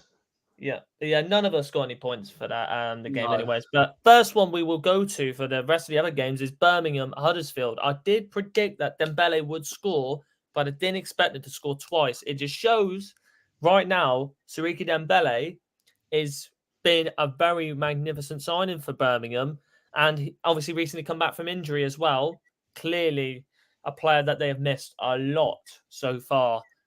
Since his absence, he has been brilliant for them. I got this wrong. I said 1-1. I thought it would have been a draw. I thought it was a draw as well. But what saved me was Dembele scoring. Simple as that. But Drame has also been very, very good for them as well. I feel like they're going under the radar a little bit. Oh, this is gonna be. Let's just move on from Stansfield. And of course he's got 6 former points. Exeter man. Off. Go away. I feel like Birmingham going a little bit under the radar. I can't lie, they look a lot. Well. I personally think they look a lot better now than they have over the last 4 or 5 years. But yeah, it's just. I guess that's what new ownership can do to you. That's exactly what it is. I put them 7th in my pre-season predictions, and I did a show with a couple of Birmingham fans not that long ago, and I said I don't think you've got the 7th best squad or the 7th best manager in the league, but what you've got is like a massive feel-good factor around the place, and people seriously underestimate how far that can take a football club. Yeah. Exactly. It's getting better for Birmingham as well after John's comment here. Laird, Hall and Roberts all back after the international break. Laird's brilliant. Laird was brilliant last season. They've got Laird and Drama. They're being a bit greedy there, aren't they? Yeah, that's what I thought. Well, you're gonna have to come back with this comment here. Dan, Rowett is destined to forever finish 7th. He is. Well, Writing you off. John's, John knows that he's a Blues fan, and obviously Rowett's had a stint in charge there as well. True. We all know True. what it's like, to be honest. So yeah, it does start to feel that way, to be honest. So we'll just see what the rest of the season brings. We are still early on, of course. And then of course, Liam got it right. He said a home win. Yeah, but I got 2 points for Dembele scoring two goals. As we're on the topic of this, actually, Huddersfield, of course, they've now got Darren Moore in charge. They started off strongly with that home draw against Ipswich. Then they lose like this. The only way they feel like they can feel comfortable again now, really, is beating Sheffield Wednesday this weekend if they can do that. Darren Moore's form as well.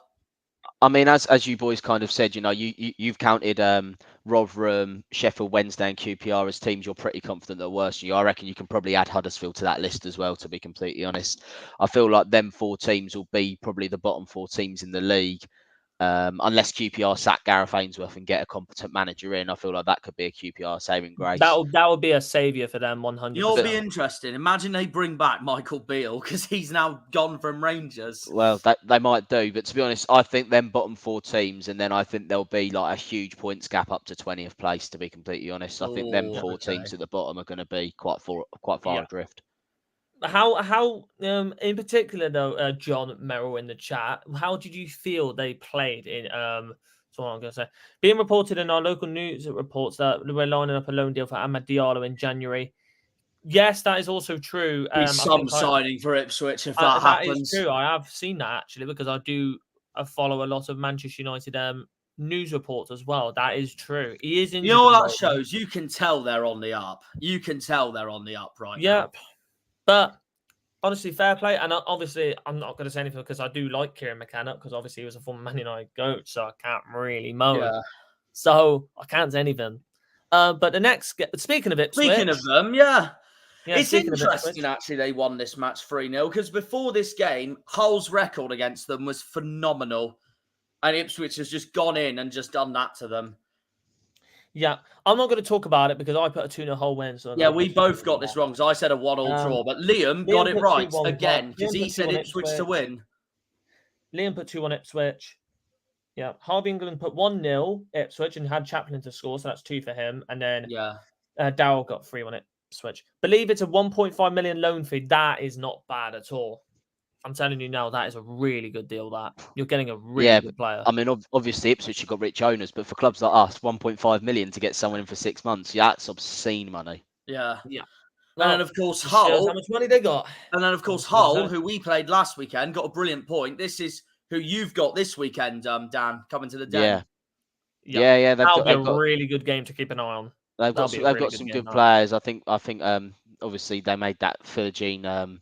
That's one player to keep an eye on. He was the standout signing, wasn't he? Really for them. I mean, they did a lot of good business, but he was probably the standout player. I think he's gonna.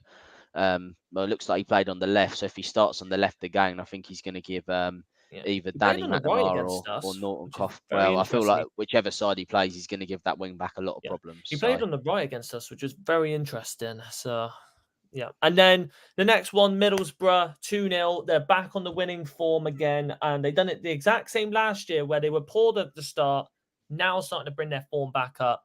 And now they're level with us in the table. Yeah, and it's their usual comeback from being so far down to coming back up again. But we all knew it was going to happen. I don't think Middlesbrough were going to be down there for long. The way they were playing at the start, though, you could probably see that they might have, but that's a long time ago now. I don't think they'll be looking back at all. Again, I got this game bringing wrong. Coburn in and other players. They've just been very, very good so far. They've got one of their biggest rivals this weekend as well. So they're going to be. Sunderland. Daryl's going to be absolutely up for that. That should be a good game. Yeah, Borough. We all knew that they was going to turn a corner. It was a case of if not when. They were going to do that, and obviously, they got some good signings in towards the end of the summer. They lost a lot of good players over the summer. Obviously, Akpom, Giles, and Stefan, players like that. It was going to take them time. I think they're just starting to gel again, really. Yeah, exactly. And I think you look at Cardiff as well. I think they've had a great start to the season, and obviously a lot of people might have said Cardiff might be struggling down there again this season, but I don't think that's going to be the case. Obviously, it helps when you've got Aaron Ramsey, who's one of the best players in this team, in the league. Sorry. Yeah, it's interesting actually because they're really strong at home at the moment as well. A bit similar to us. We haven't got. I don't think we've got to go to them until December. Yeah, so. Same with us. We got them on Boxing Day. Mm-hmm. We've got to start December, I believe. So points wise, I got 1, Jack. Well, I got none because I was really impressed with Cardiff's start, and I thought they'd really get something at Middlesbrough, but they didn't. No, Borough really on the up right Liam now. They're doing well. Jack, none. Harvey England with nothing as well, and then Daryl as well. He got a point, I think.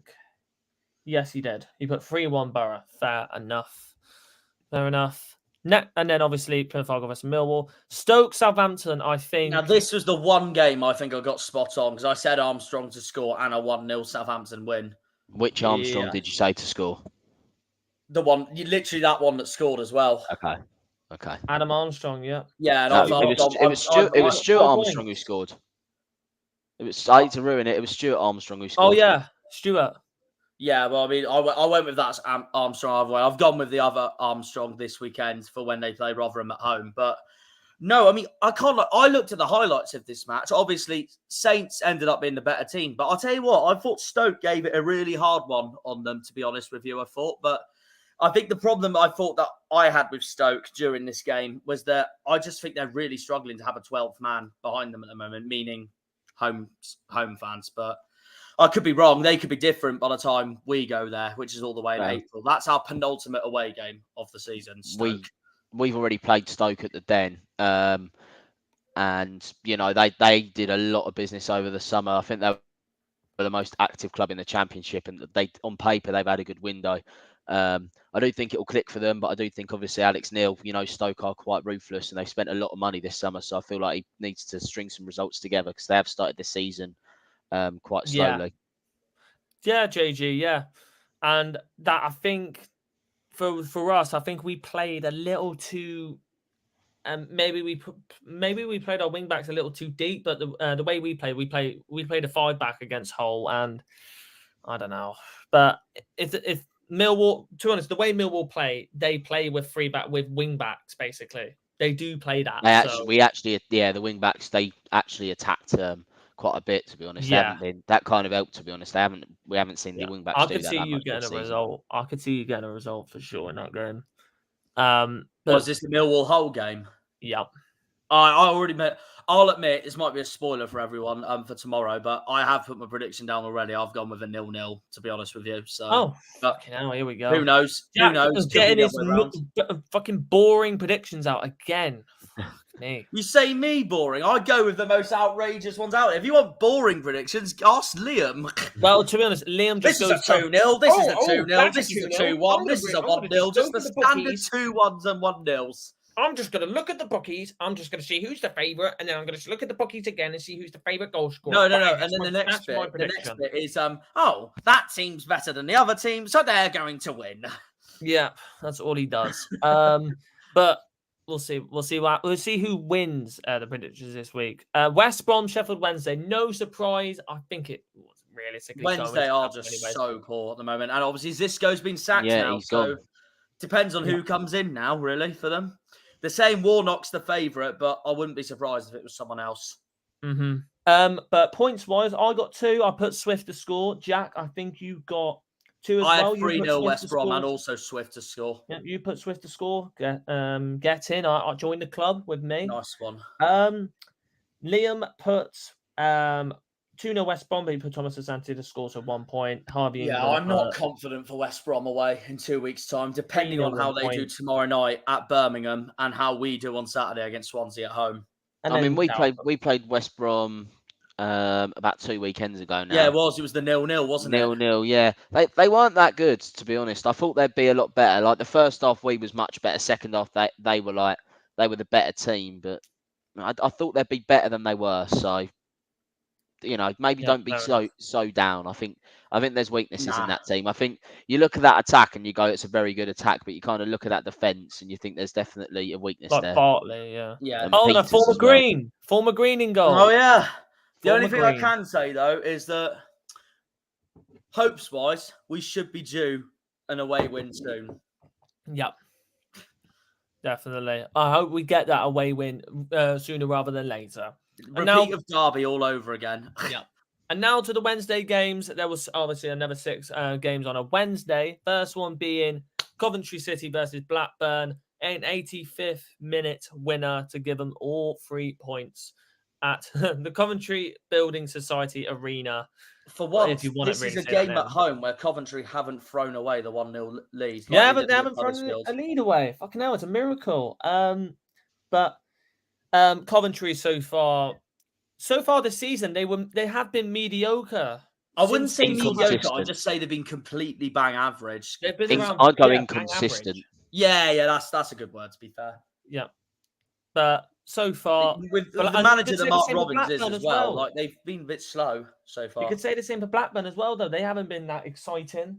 I hope they get relegated. I can't stand Blackburn after Oh, the yeah. last season. How I hope they come? get Out of relegated. interest.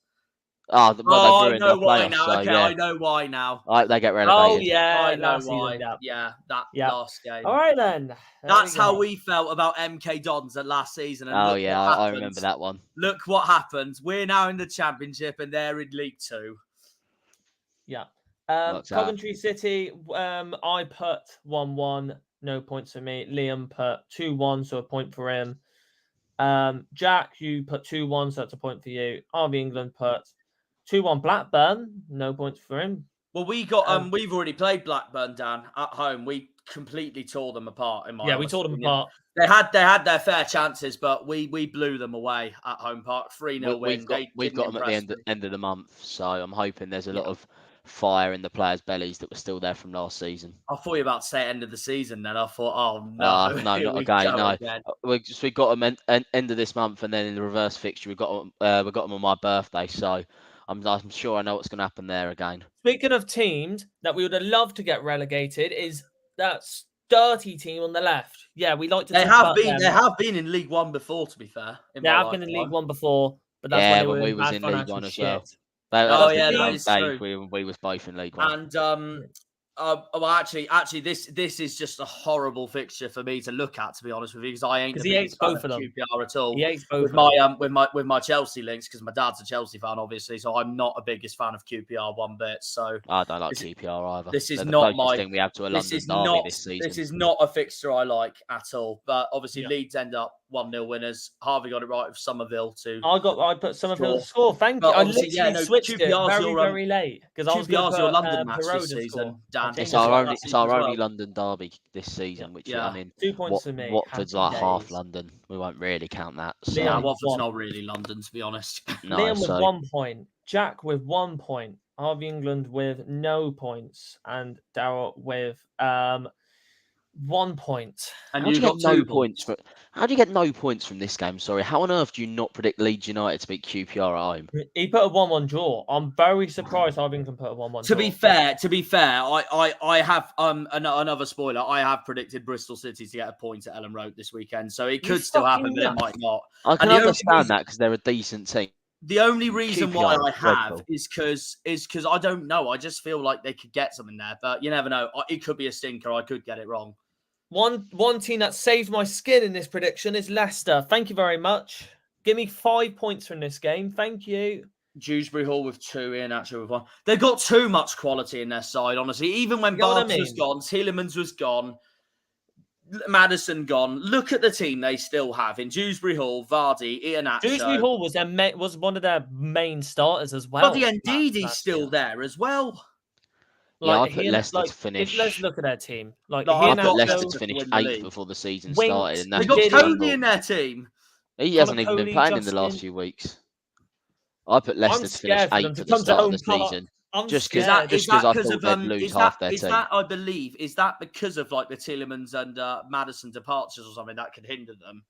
I thought they were going to lose more players, to be honest. I thought they was. And obviously, I thought they might not have spent. Obviously, they went quite big with signing players like Cody and Mavadidi and Winks. I think them three combined came to 25 million. Who'd you have to win the league this season then? I had Southampton down. I had Saints. Fair enough. Yep. Fair enough. But I got 5 points for this one, and this is Here's the main really question, though, has Dan. Where changed did you have us? predictions. Oh, here we go. It weren't bottom three. I can tell you that off the top of my head. Okay, that's all right then. I'm checking now. Good. I'm checking now. I've always been confident Argyle wouldn't go down. I have Argyle in. I put them in 19th. I'll take that. I'll take it. Where'd you have Millwall? 9th. Ah, fair enough. That's respectable. That's probably where we'll end up. Yeah, I do see them finishing around there as well. Yeah, wouldn't shock me at all. I do That's see them finishing Rowett-Ball. around there, to be honest. That is Gary Rowett-Ball for you chaps. Yeah. I mean, Liam, I've confident, optimistically gone with 13th, and I still think we can do that, but we'll see. Liam put 3-1 Leicester with Vardy to score, so we got a point. Jack, you put 2. No, you did not put 2-1. Where the fuck is the Leicester game? There you go. 1-0 with Vardy to score, so that's a point. Harvey England put 2-0 Leicester with Mavadidi to score. Loads of different goal scorers here. And I put Dewsbury Hall, so that he scored twice. Jesus Christ. Then Daryl put 3-2 with Vardy to score. Everyone put in Vardy. Why doesn't that surprise me?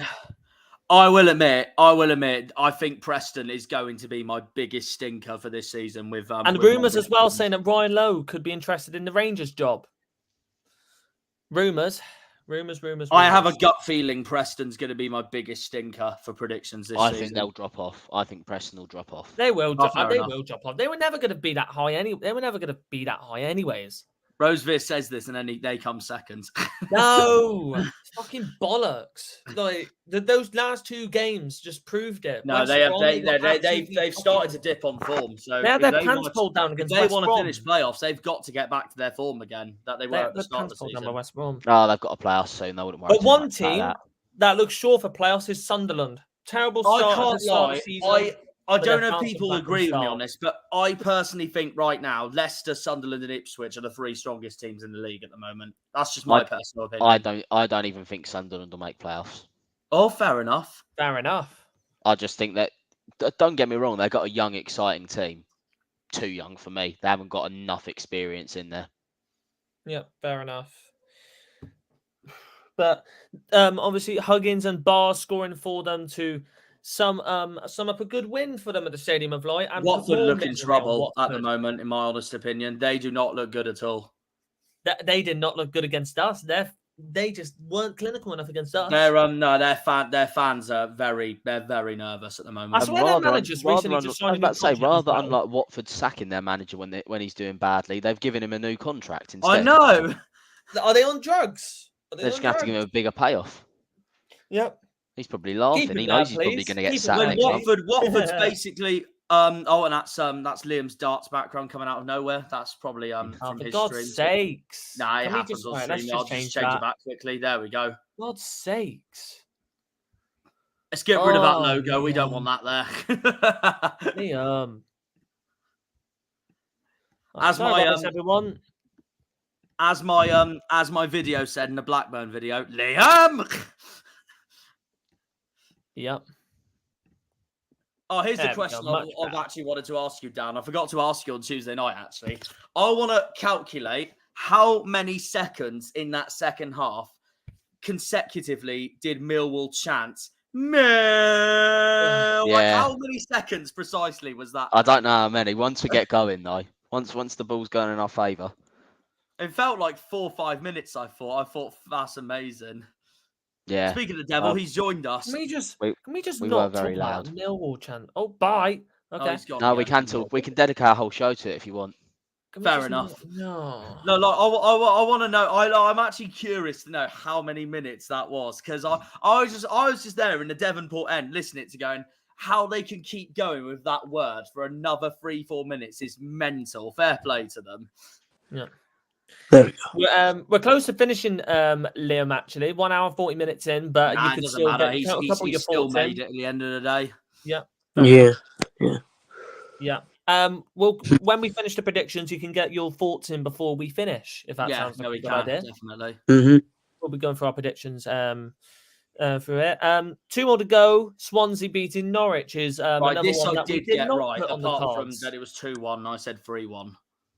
Yeah, fair play that you predicted Swansea to win, but I did not expect them actually to win that game. Of course, I predicted Sarah to score. I knew he would fucking score.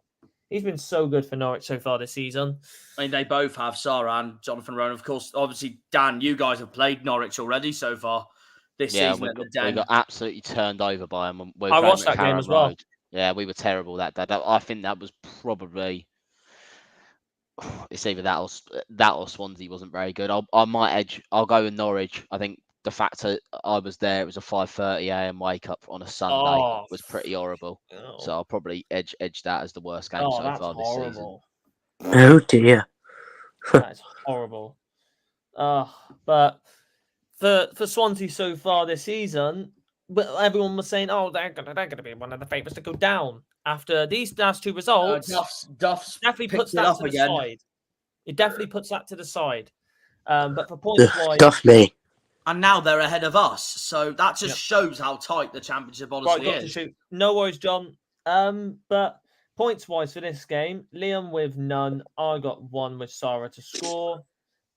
Jack, where the Well, I had Swansea to win. Where are all these games jumbled up for? There we go. 3-1. Harvey England put 1-0 Norwich. He put Fasnat to score. That's an interesting one. I haven't seen him been predicted. That's mad. Fair play. And Just then seen that.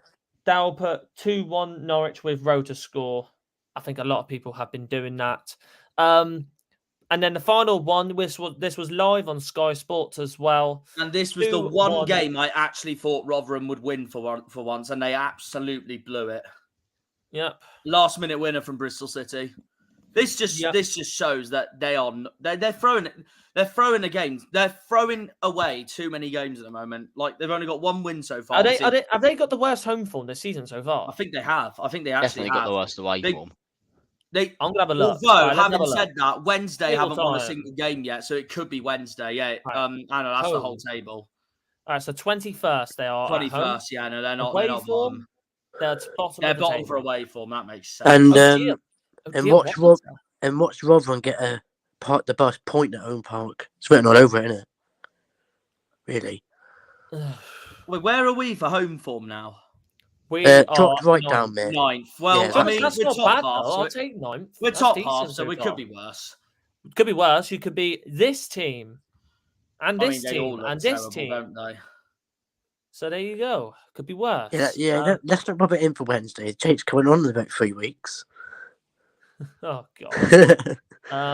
But carrying on with Bristol City though, Conway, the most unlikely scorer, Tommy Conway, coming off the bench and scoring twice. I think he literally scored. And that changed the game. Couple You know what touches. that just shows as well? That's a masterclass from Pearson there with that play. Yep, definitely. But for this game, anyways, with that last minute goal, I was on point. I was on par of getting a correct score with 1-1, but with that late goal, bloody hell. Yeah, no points for me. But from Conway what I'm seeing just right now, fucks Rosevere right over. Yeah, Liam got 1. He put Bristol City to win. Jack got none as well. Yeah, I was glad when that second goal went in, just so I could get a point. Harvey England got 1 as well. He put 2-0 Bristol, and then same with Darryl. But predictions wise, we have finished there. But Jack, Bristol City. Sorry, City. Yeah, but if you want to, Jack, talk to Liam about the Argyle game. Well, what do you make of Tuesday night then, Liam?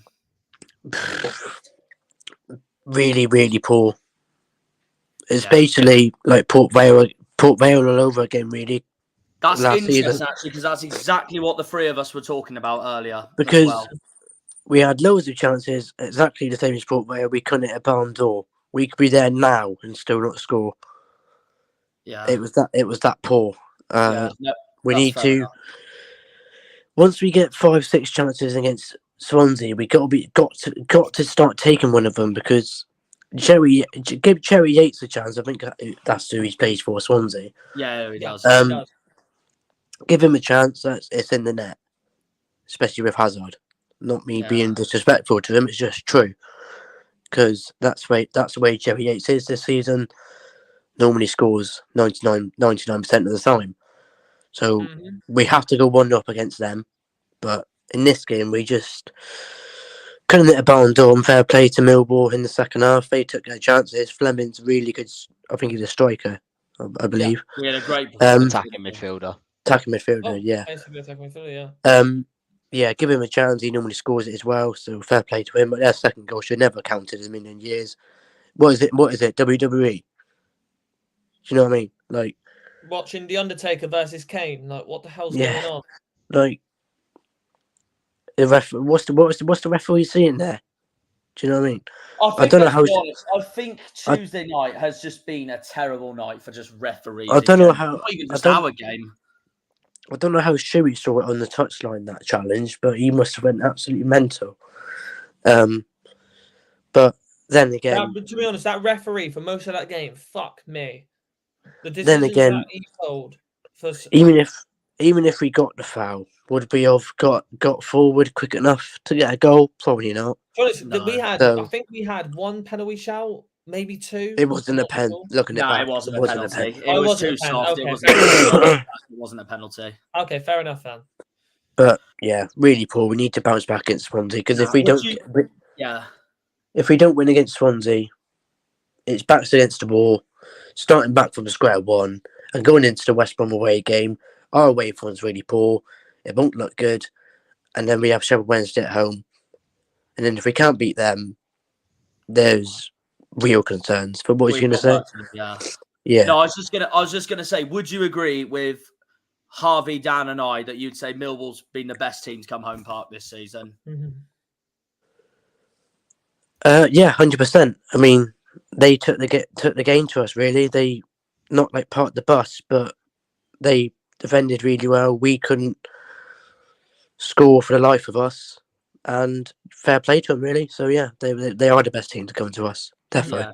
Yeah. No, fair enough. In the meantime, have you got any questions, Liam, for Dan on what he thought on Tuesday night regarding Millwall's win over us, of course? What was your thoughts on your defence? As in, really compact. As in, like, really strong at the back, and we couldn't get past it. Really, that's like the first time we've played like been that defensively sound all game to kind of limit you. You know, I don't like to kind of refer to stats constantly, but I think if you look at the expected goals from that game, your expected goals was around 0.75 and ours was 0.95, despite you guys having a lot more shots on target than us. So I think that kind of shows how well we defended, kind of restricting your shots to, you know, kind of low scoring chances. And I said it earlier on here to the others on here, and they agreed with me that Harding at number 45 at the back for us was man of the match for all of us. And that was the first time he started a game for us this season. So, you know, maybe that was just the difference with him starting. Do you think it's a real concern about your home form as well? Because obviously your away form is really better than your home form. At the minute, yeah, especially considering how perceived the hard place the Den is to go to with the atmosphere and stuff like that. So, you know, our away form's usually the concern, which is same with us. In a way, it's good. It's sorted so far this season. But if we can get our home form back a little bit, and you know, we can maintain this away form, because this away form's probably, you know, it's not brilliant by any stretch of the means, but for us, it's the best it has been to start the season for a while, I think. So if we can get that sorted, then you know we could start climbing the table. 100%. Who have they got Saturday? We got Hull Saturday at home. That's winnable, to be fair. Yeah, I mean, we got a point against Hull, so yeah, we got a point against Hull. Looking forward to getting that's where I got also really annoyed with Tuesday night because of that whole performance. Like, I expected us to lose at the Tigers, and we got a point. And then I just looked back at Tuesday night, going, how the hell did we go from such a positive to such a negative? But again, that's the championship for you, I suppose. It's really ruthless.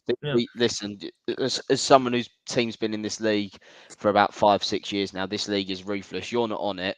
And, the other team, you're playing, obviously, you don't really need me to say this, but you're playing against better quality players. And, No, you are 100%. play, especially when you're playing against teams like Leicester, ex-Premier League, still got like 100 million quid worth of talent on their bench for most games, even when they can make 6-7 changes. All they need is like a half chance to score. You could have absolutely dominated the game, and yet all they'll need is one shot to do it, because that's what teams do in this league. So it's a big learning curve. I know obviously a lot of your players haven't played in the Championship. Obviously, Shuey hasn't managed at this level. It's a big learning curve, but I think Argyle will kick on and be fine. It's only his second full season in management. It's only his second full season. There's nothing. There's absolutely nothing to worry about from that performance I saw on Tuesday. Yeah. The frustrating part as well is that you guys lost to Swansea at home, and I just thought, well, we got a point away to Hull, I expected to go into it with real confidence, because no disrespect, you should be beating Swansea at home. We're a bit of a Jekyll and Hyde team at the minute, to be completely honest. We'll play really well. One game they can be poor, and then one game they can go out and just play their absolute play out their skin. Again, that's basically not just the Championship, but that's also the EFL summed up for you, really. Yeah, exactly.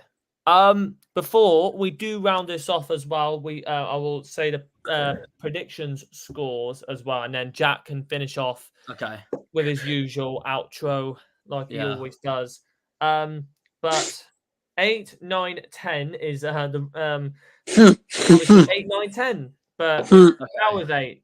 Harvey with 9, Jack with 10 or 11. Did you get 3 or 4 points for the Southampton game? Well, I had Armstrong to score and 1-0 Southampton, so I would have thought the 4 points. But yeah, like I said to did you put Adam Armstrong? No, that's the question. I put the one that did actually score. I've got Adam for this weekend. Yeah. Fair enough. But 11 for Jack then. I will quickly change that. Who came last? Darryl with 8. Yes. The Southerners have beaten the Northerners again. Come on. Liam with 12, and I have one this week with 14. With the Dewsbury Hall goals. Done it. Rosevear's finally won. It was due to that Dewsbury Hall goal. Rosevear's finally won a round. Yep. It was due to that Dewsbury Hall goal. If he didn't score, Liam would have won it. So all due to that. But Jack can do the outro if he wants to. Yeah, no, I can. Cheers, John. Actually, we may as well. Yeah, we pretty much covered everything. After that game, of course, we sit 16th in the table at the moment. Obviously, Swansea's win just puts them ahead. Millwall's only just ahead of us in 14th place. So again, it's really tight, and again, it's the fact that 5th place West Brom, who's on 16 points. I'll wait till Jack's finished. 15, 14, 13, 12, 11, 10, 9. There is 8 points that separate 5th to 22nd at the moment, which just shows how tight it really is at the moment. You know what? I may as well screen share the table right now, actually. We're in this position, boys. If I'm not 16th!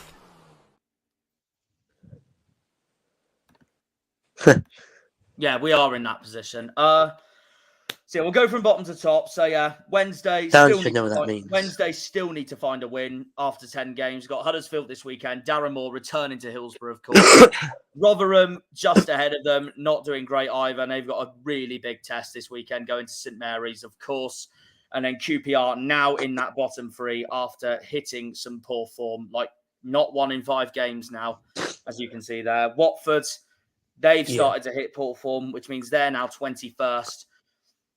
And then you got Blackburn in 20th, who are 2 points ahead of the relegation zone. For your knowledge there, Dan, since I know you want them relegated this season, so it might happen. Then Huddersfield 19th, Stoke 18th, all with 10 points.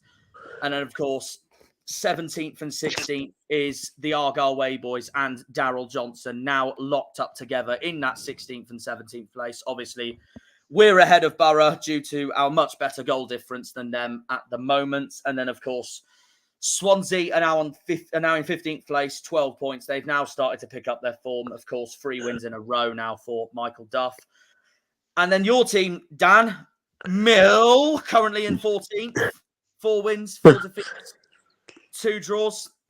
I mean, overall, how do you feel with the season so far out of 10 in general?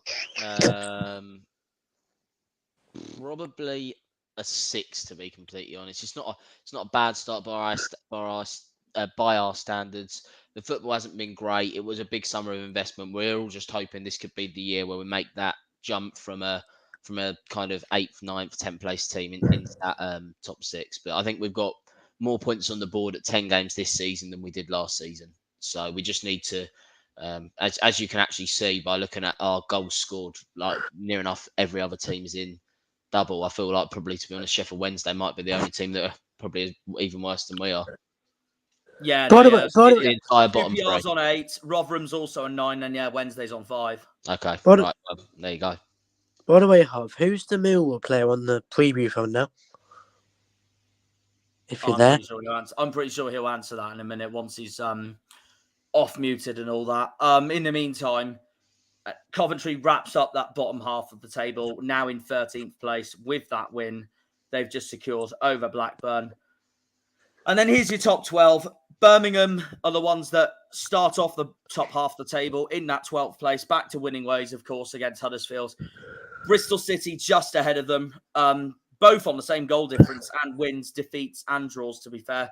Bristol City edged Birmingham on goals scored. And then Southampton just ahead in 10th place. They've now got 2 wins on the trot after the really poor form they've been on. Hull just ahead of them in 9th. Cardiff now in 8th place. Still pretty decent from them, considering a lot of people had them to struggle at the start of the season predictions, myself included, I'll admit.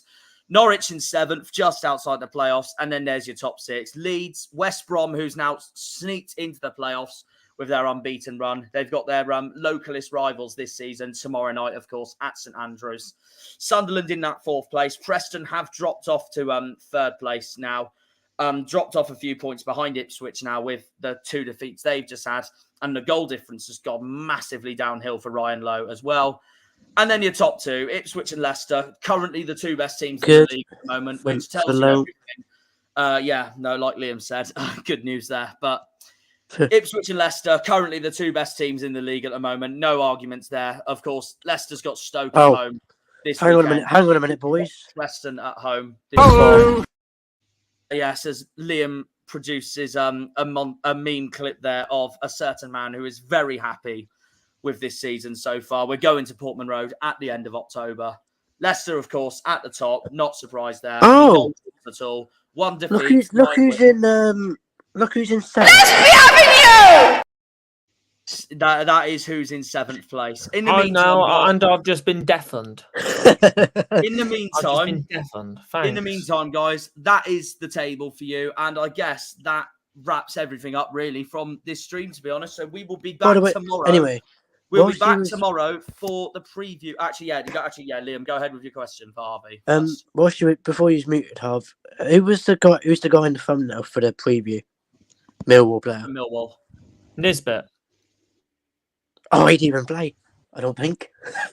He did. No, he did. Did he? Play. Oh, he did. Yeah, he didn't have the greatest of performances. No, he didn't do much, but he definitely if played. Liam's saying that, that's clearly shown how cocky he was. For God's sake, as usually Liam says. We could have got a stream without that C word, and there we are, right at the last few seconds. Like Bristol City's winner. But anyway, by the way, that is onto these on stream. Saturday. That's everything from tonight's stream covered. Of course, we're back tomorrow for the preview against Swansea. A must-win from us in our eyes as Michael Duff returns to home park on Saturday, like he did on opening day for Barnsley last season, and then of course with Cheltenham the season before. Let's hope. But either way, we will see you there for that one, guys. Again, a massive thank you to Dan for coming on for this stream tonight, of course, and representing Millwall tonight. And of course, he's got a game back home to look forward to now against Hull this weekend. And in the meantime, guys, massive thank you to Harvey and Liam, as usual, who have joined on. Yeah. And we will see you for the preview tomorrow for Swansea. So I guess we'll leave it there. Up the Janners, up the Argyle, up the Greens, up the Pilgrims, up the Plymouth. Come on, you boys in green. See you tomorrow night for the preview against Swansea, guys. Take care. Yeah. See ya. Bye bye. Bye bye. When they